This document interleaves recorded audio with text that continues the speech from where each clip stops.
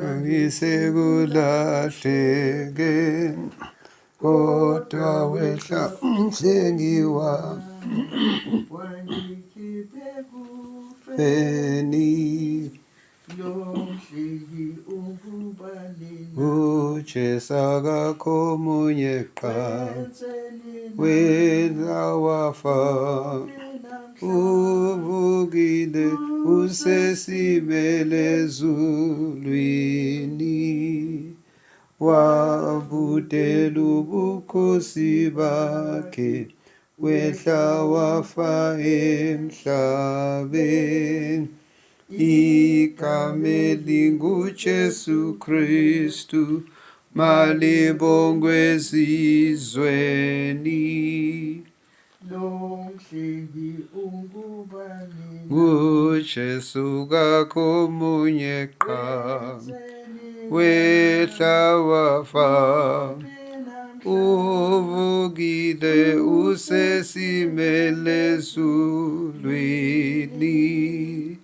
le ndaba isahamba njalo ivusa abasekufeni yebo iveza imvuselelo isiqhube endleleni lomhlengi ungubanini nguJesu kakho munye qha wehla wafa uvukile usesimele ezulwini wena-ke wozuzinikele usabizwa vuma-ke nawe uthole nansi inhlanhla usindiswe namhlanje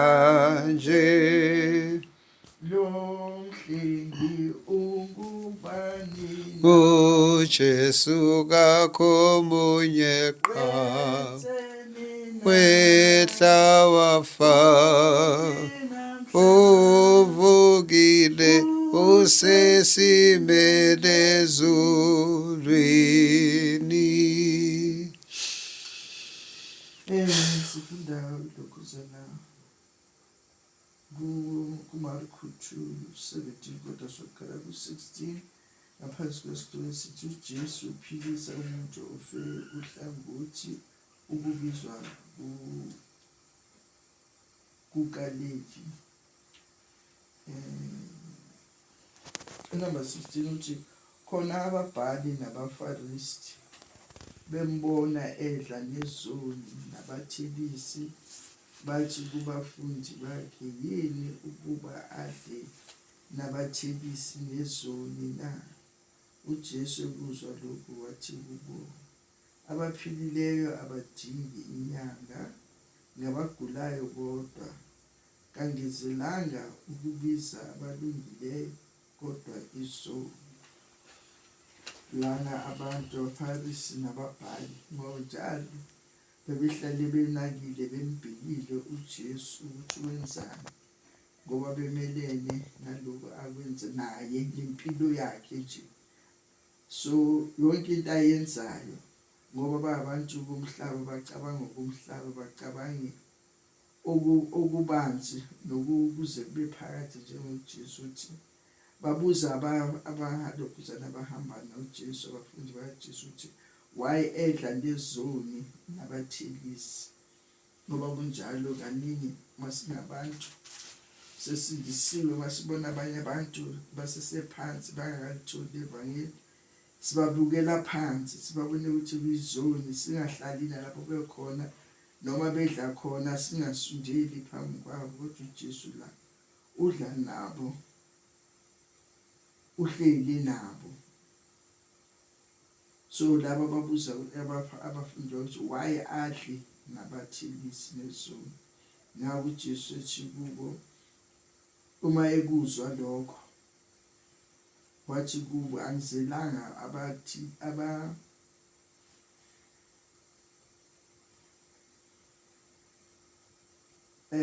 wathi kubo abaphilile abadingi inyanga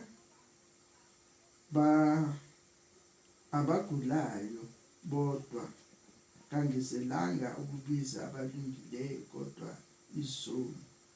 Waphendula uthi abaphilileyo abadingi inyanga, kepha abagulayo abadinga inyanga. Uthi angizelanga ukubiza abalungileyo kodwa ngize ukuzobiza izoni.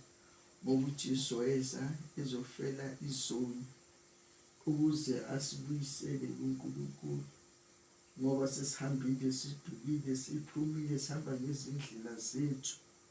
uNkulunkulu wabanosizo, wazisola ukuthi umuntu umenzekile. Yingakho uJesu Kristu amthumelela ukuthi eze emhlabeni wayezofuna izoni. Abalungileyo bahlale belungile, bona izoni zona zahawukele, wayezofuna zona izoni. Abalungile bafana nalo mfarisi, kusesengumfarisi futhi nalapho enyukele ethempelini nomthelisi.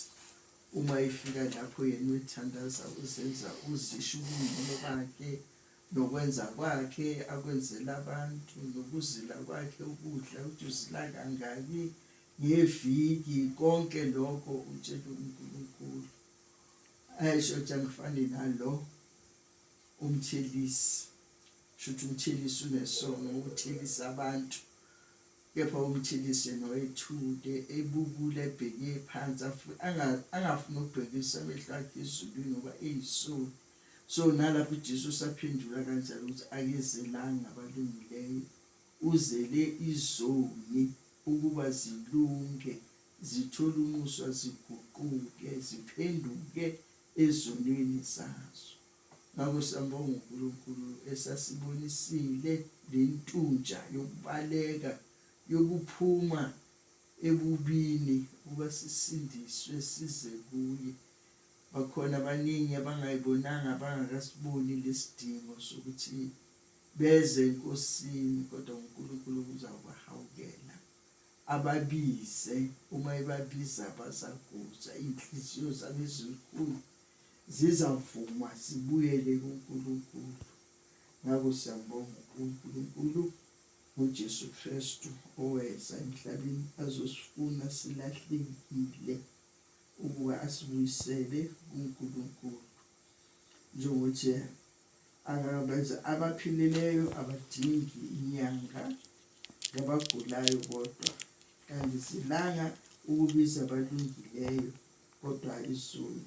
Ngoba abalungileyo bavele baye kulungeni, bahamba kulungi, akukho akuzele kubo. Kangakho injongo yakhe uzele izoni ukuba izoni zizosindiswa zibuyele kuNkulunkulu. Ngiyabonga. Amen. Amen. Number 3 and 4. Le ndaba isahamba njalo, Ivusa basekufen, yebo iveza imvuselelo, isiqhube endleleni.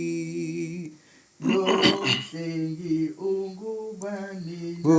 uJesu kakho munye qha, wehla wafa, uvukile usesimele ezulwini.